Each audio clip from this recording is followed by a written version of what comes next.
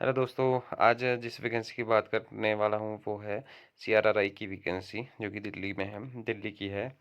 और इसमें आपको 177 जूनियर सेक्रेटरीट असिस्टेंट की पोस्टें मिलेंगी और जूनियर स्टेनोग्राफर की भी पोस्टें मिलेंगी। इसमें आपको 200 प्लस वैकेंसीज हैं।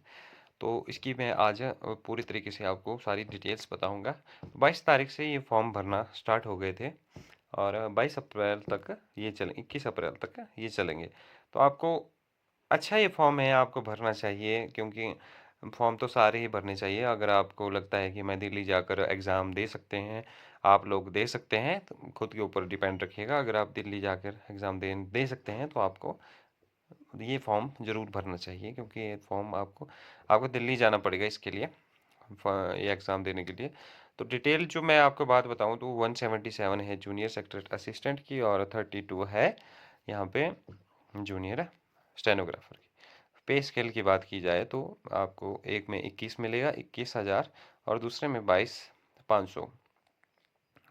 एक लेवल 4 की, पे लेवल 2 की और एक पे लेवल 4 की। तो आपको थोड़ा देखना होगा कि मतलब अगर आपने स्टेनोग्राफी किया है तो आप कर सकते हैं जूनियर स्टेनोग्राफर के लिए, और अदरवाइज जूनियर सेक्रेटरीट असिस्टेंट के लिए आप भर सकते हैं। एज लिमिट की बात की जाए तो जूनियर सेक्रेटरीट असिस्टेंट की मैक्सिमम एज रखी गई है 28, और एज लिमिट अगर मैं बात करूं जूनियर स्टेनोग्राफर की तो 27। एज रिलैक्सेशन के आगे थोड़ा बात करेंगे और उसके बाद मैं आपको बता देता हूँ कैटेगरी वाइज जो कि डिवाइडेड की गई हैं। बहुत सारी पोस्टें हैं, जैसे सीआरआई हेडक्वार्टर्स की है, सीआरआरआई की है, और ऐसे ही एनपीएल की है, और भी मतलब एक और चीज़ है इसकी भी है।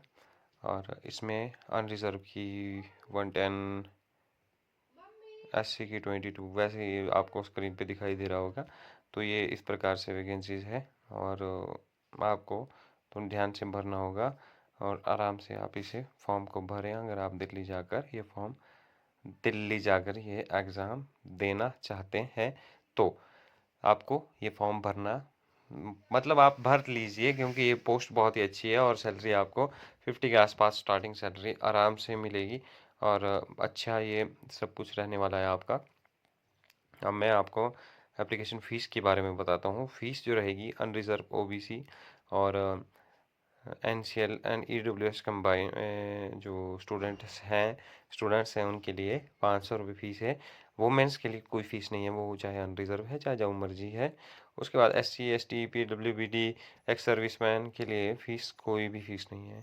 उसके बाद एज लिमिट की बात की जाए तो एज लिमिट यहाँ पे मैं रिलैक्सेशन की बात करूँ तो एससी के लिए 5 साल की रिलैक्सेशन है, और उसके बाद यहाँ पे ओबीसी के लिए 3 साल की है। फिजिकल चैलेंज जो होते हैं 10 साल की। वैसे वैसे आपको स्क्रीन पे दिखाई दे रहा होगा ये वैकेंसीज हैं, और मतलब ये रिलैक्सेशन है। और आपको भी मालूम है कि मतलब कैसे कैसे रिलैक्सेशन तो सब में सेम रहता है। इसमें जो सीआरआरआई के जो कैंडिडेट्स होते हैं जो पहले से लगे हैं उनके लिए कोई लिमिट, एज लिमिट नहीं है, वो कुछ भी भर सकते हैं, कभी भी भर सकते हैं। मतलब जो जितने मर्जी एज के होंगे, चाहे मतलब 59 साल से भी ऊपर नहीं होना चाहिए। फिर आते हैं हम सिलेबस के ऊपर। तो यहाँ पे रीजनिंग के 50 क्वेश्चंस आपको देखने को मिलेंगे, जनरल अवेयरनेस के 50 क्वेश्चन और इंग्लिश लैंग्वेज के 100। तो आपको ये जूनियर स्टेनोग्राफर का ये सिलेबस है। सिलेबस और 2 घंटे का आपका ये एग्ज़ाम होगा, और इसमें नेगेटिव मार्किंग है 1/4 की। 4 गलत करने पर 1 मार्क्स आपका ये होगा, कट होगा।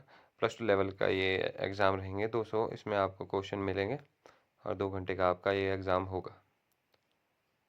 और उसके बाद स्टेनोग्राफर का आपका टेस्ट होगा, जिसमें आपको इंग्लिश के लिए 60 मिनट्स मिलेंगे, 50 मिनट्स मिलेंगे, और उसके बाद 65 मिलेंगे हिंदी में। और उसके बाद मैं बात करूं तो इसके बाद आपका होगा sequence order of competitive written examination प्रोफेस टेस्ट। ये सब में जो आपका ये टेस्ट होगा, इसमें आपका ये क्वालिफाइंग नेचर होगा, और आपका एग्ज़ाम के थ्रू ही आपकी मेरिट लगेगी। उसके बाद जूनियर सेक्रेटरीट की मैं आपको बताऊं तो इसका सिलेबस अलग है। जूनियर सेक्रेटरीट असिस्टेंट के 2 एग्ज़ाम होंगे पहले, सेशन 1 सेशन 2 करके। तो सेशन 1 में आपको 90 मिनट्स मिलेंगे, जिसमें 100 क्वेश्चन होंगे। मेंटल एबिलिटी टेस्ट, ये क्वालिफाइंग इन नेचर होगा।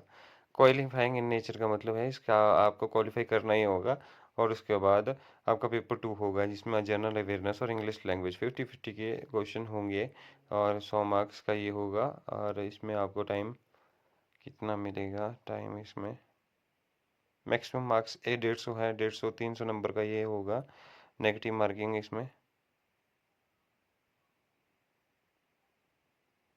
1 नेगेटिव मार्किंग है और उसके बाद आपका इसके अनुसार ही आपकी मेरिट लगेगी और टाइपिंग टेस्ट आपका इसके बाद होगा और टाइपिंग टेस्ट भी क्वालिफाइंग नेचर है जो आपका सेकंड एग्ज़ाम होगा उसी के अनुसार आपका ये जो फॉर्म है बल्कि आपके एग्ज़ाम में नंबर वो देखे जाएंगे उसके अनुसार ही आप लगेंगे आगे जॉब कर पाएंगे और क्वालिफाइंग आपको करना ही होगा जैसे कि आपको टाइपिंग टेस्ट करना ही होगा कम क्वालिफाई और पहला एग्ज़ाम जो है वो भी आपको क्वालिफाई करना ही होगा और एक और इम्पोर्टेंट चीज़ मैं आपको बता दूँ, इसका फॉर्म सिर्फ़ ऑनलाइन ही है, आप इसमें ऑफ़लाइन नहीं भेज सकते कंपनी में सीएसआईआर में नहीं भेज सकते आप इसे ऑफ़लाइन, आपको ऑनलाइन भरना ही होगा सीएसआईआर की ऑफ़िशियल वेबसाइट पर जाकर लिंक मिलेगा आपको, उसमें जाकर आप भरें और इस एग्ज़ाम को अगर आप दिल्ली में रहते हैं तो आप दें, अदरवाइज़ दिल्ली के आस-पास कहीं रहते हैं तो फिर भी दें।